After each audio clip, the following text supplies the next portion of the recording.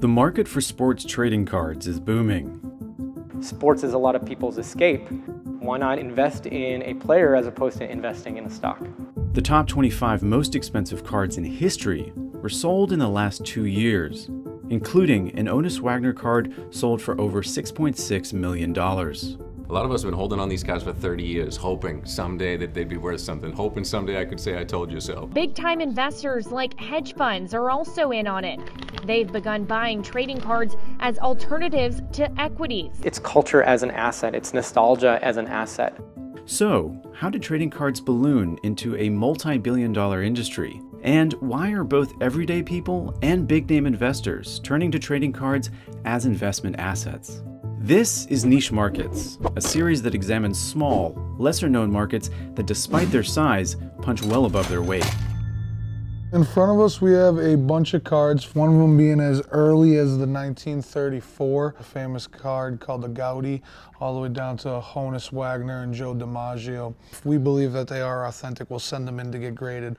To verify a card's authenticity and determine how much it's worth, today's card owners rely on a practice known as grading. Collectors send their raw or ungraded cards to grading agencies, where their cards will be examined and assigned a 1 through 10 grade. Card scores are based on 4 different factors: centering, corners, edges, and surface. So we ended up getting them all graded. They all came back real. 1 is the lowest grade you can receive. That is as terrible as it comes. There's a crease right down the entire middle of it. Corners are all paled up, edges are all dinged up. This card is probably around $100 to $200 card raw, but once you get it graded, it's real, it's authenticated, it's now a 1. We now know the value of it's around $800 to $1,000. To know that its value is worth X or Y because of its grade is what really turned this hobby into what it is now, as a stock market. In the past, buyers had to take a seller's word on the legitimacy of a card's condition. But today, thanks to grading companies like PSA, Beckett, and SGC acting as neutral arbiters of quality, a card's price is much easier to verify. One of the things that my mom always said that I couldn't really have an answer for was, that card's not worth $20 until you get someone to give $20 for it. And that's no longer true.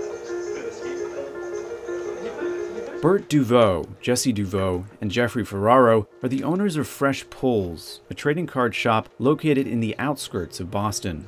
The 3 friends opened the store in May after making a small fortune auctioning cards online. We did $2 million in sales. We should break the $3 million mark within the next month, by the end of September. Since the trio started their business in March of 2020, they've all left their jobs in the hospitality industry and seen their material circumstances transformed. I used to work 70 hours a week in a kitchen and be absolutely miserable. Now I can work 150 hours here and it doesn't seem like 150 hours. Fresh Pulls' story is but one example of card owners striking it rich in today's market. Since the pandemic began, reports of former hobbyists digging up their old collections and discovering a windfall have not been uncommon. Sports cards have existed since the early 1900s. But in the 1980s and 1990s, prices for newer cards cratered after manufacturers flooded the market. Ken Griffey Jr.'s his rookie card is known for being one of the most mass-produced cards, and it's just not valuable. The pandemic also triggered a string of deals and acquisitions that have shaken up the industry. Earlier this year, the investment firm the Chernin Group, along with celebrities like Mark Cuban and Kevin Durant, invested $40 million in one of the industry's best-known auction houses, Golden Auctions. This July, Golden was acquired by the investment group Collectors Holdings. It's an exciting time for everybody here at Golden. It's an exciting time for the industry as a whole. Also in July, Blackstone acquired a majority stake in the grading company Certified Collectibles Group, which values CGC at more than $500 million. These people have people to tell them where to invest their money. They're not telling them to invest billions of dollars into the card market for it to just collapse. Right now I'm holding 2 of my most favorite cards. They both are a 1997 Kobe Bryant Precious Metal Gems, the red version. There are 100 of them in the world. This is a PSA 5.5, this one's a PSA 4.5.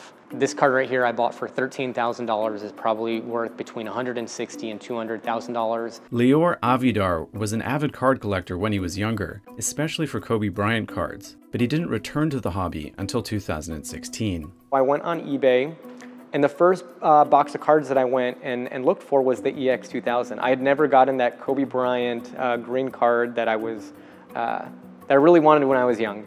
And I saw that there were different price points. Like some were selling for $30, and there was one that was selling for $3,000. And I was like, why is one $30 and why is one $3,000?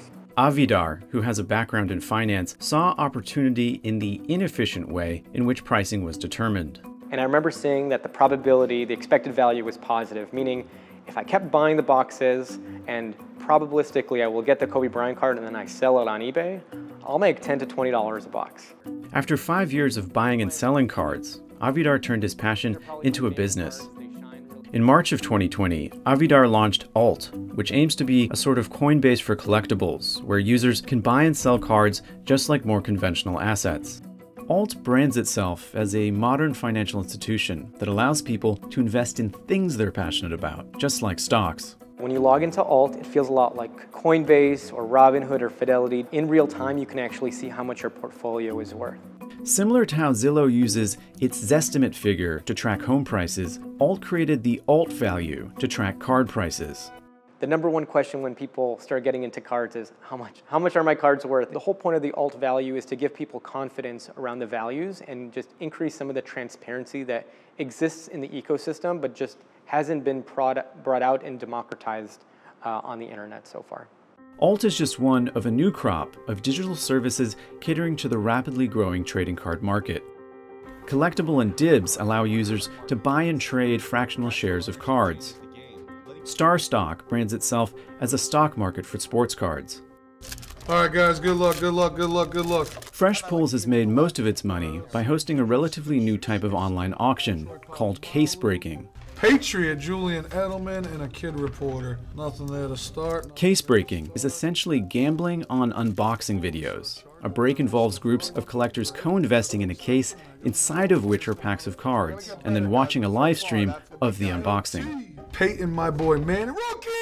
Nice card. That's how we start off. First box, mojo, baby. So there's a $2,000 box of NBA basketball. 10 of us spend $200, and we each get 3 random teams. So let's say you have the Celtics, the Knicks, and the Wizards. I open up the box. Every Celtics, Knicks, and Wizards cards in that entire box all goes to you. Days later, collectors receive the cards they won in the mail. 2 packs left, 2 packs left. One of the things that people asked us at first, like, why would somebody pay you to open their cards? And it's not that they're paying us to open the cards, they're having an experience. Like, if you take the pack home and open it by yourself in your bedroom, you're alone. Like, when you do it with us, you're in a room full of your friends. In the grand scheme of things, it's a casino. You're coming in here and gambling. Most of the people in this world love sports and fantasy football and gambling. Like, those are the things that aren't going anywhere. Joshua Kelly, rookie. Too bad that wasn't a damn Herbie. I don't see the card market going anywhere for a long, long time. Van Jefferson, bad card, purple star. Oh, that is dope.